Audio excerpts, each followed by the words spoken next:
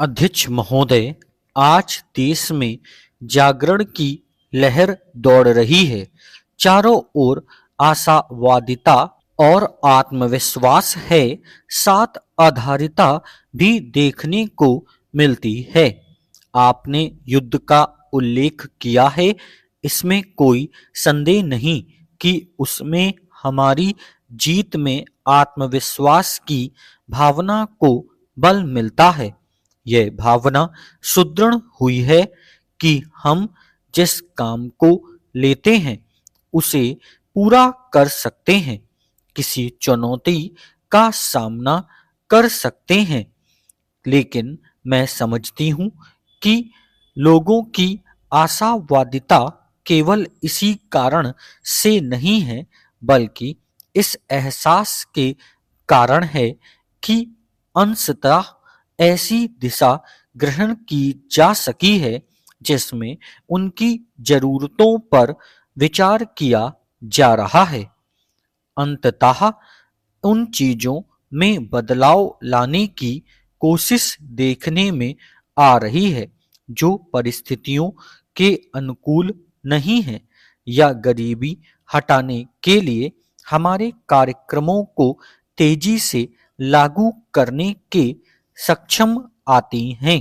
यह भावना आज दूर दराज के स्थानों में रहने वालों तक भी पहुंच चुकी हैं, और इस निर्णायक मौके पर यह हम सब लोगों का, जो अपने अपने काम में चोटी पर हैं, दायित्व है कि हम सभी साधनों को जुटाकर आगे बढ़ें। हमारे पास अनंत काल नहीं है, जैसा कि मैं पहले एक मौके पर कह चुकी हूँ कि हमें अगले 3 या अधिक से अधिक 4 वर्षों में निर्णायक कदम उठा लेने हैं।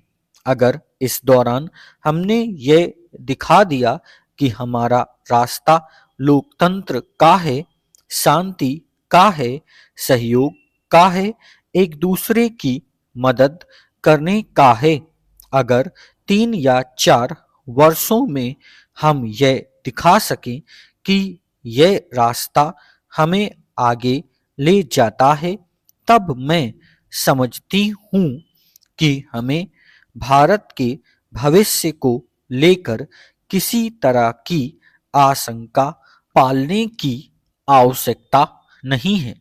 लेकिन अगर हम इसमें किसी भी कारण से असफल रहे, चाहे सरकार की गलतियों से या उद्योग व व्यवसाय की त्रुटियों से, या एक वर्ग द्वारा अन्य वर्गों की उपेक्षा, अपने अधिकारों और जरूरतों के बारे में अधिक तीव्र भावना के कारण, तो हम सबको एक साथ कठिनाई झेलनी होगी। किसी एक या दूसरे वर्ग को नहीं, बल्कि पूरे देश को। इस प्रकार हम एक महत्वपूर्ण मोड़ पर खड़े हैं, और समय आ गया है कि हम उस सब पर नए सिरे से विचार करें। मैं यह नहीं कह रही कि हमें सभी चीजें झाड़ पोंछ कर अलग कर देनी चाहिए। अध्यक्ष महोदय, हमको अनेक परिवर्तन अवश्य ही करने हैं, और मैं स्वीकार करूंगी कि रास्ता बिल्कुल साफ नहीं है, और उसे बनाना हमारा काम है। यह काम कैसे किया जाए, परिवर्तन कैसे लाया जाए, इसे निश्चित करने के लिए भी हम आपके सहयोग और सहायता से नीति निर्धारित कर सकते हैं। अध्यक्ष जी ने अपने भाषण में एक पुस्तक का जिक्र किया जो विश्व भर में विचारशील लोगों पर अपनी छाप छोड़ रही है। यह पुस्तक है फ्यूचर शॉक। लेकिन दुनिया भर में अर्थ, स्वास्थ्य और समाज कल्याण के क्षेत्र में आज नए विचारों का उद्देश्य हो रहा है, क्योंकि लोगों को जो कुछ चाहिए उसके लिए पुराने तौर तरीके पर्याप्त नहीं सिद्ध हो रहे हैं।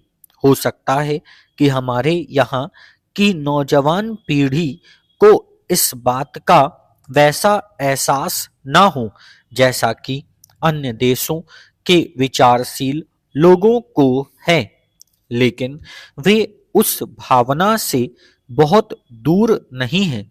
इसलिए यही मौका है कि हम साहस से काम लें और जीवन के सभी पक्षों के बारे में नए ढंग से सोचें तथा ऐसी राह निकालें जो हमें अपने लक्ष्य तक ले जाने वाली हो।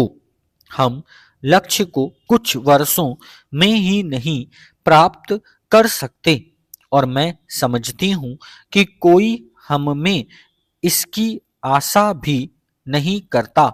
जो नितांत गरीब है वे भी चमत्कार की आशा नहीं करते, लेकिन वे यह अवश्य चाहते हैं कि हम सही दिशा में आगे बढ़ें।